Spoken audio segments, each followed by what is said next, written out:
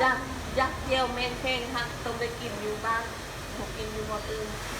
เจียวเมงเพลงอยู่บ้านอย่างเดียวพี่น้องเลยคิดทอดบ้านอีกอยากกินเจียวเมงเพลงค่ะตรงในกระปา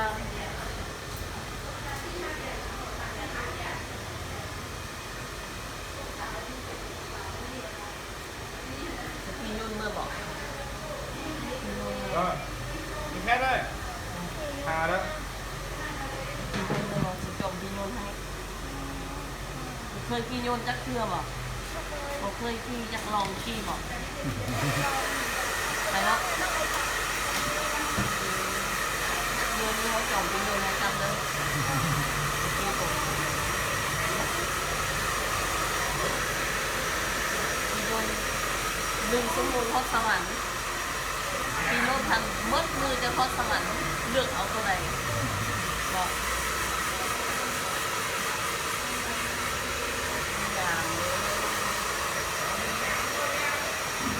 มือสวรรค์หลักขึ้นทอดเลยเด้อ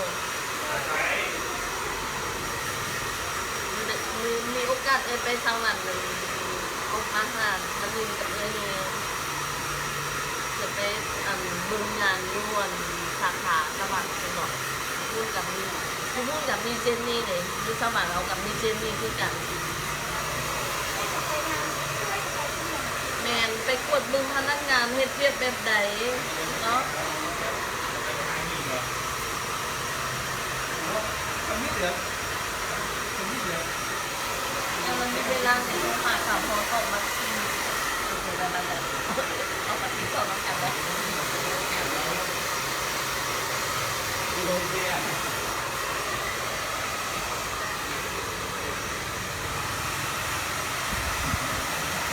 ก็เดี๋ยวใส่ตาของคนนะ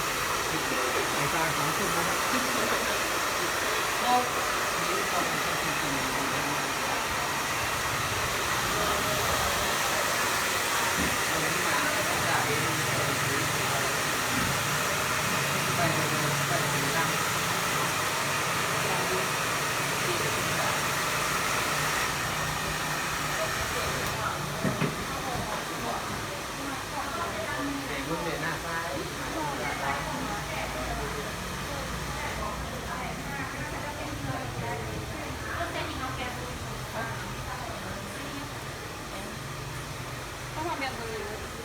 เปิด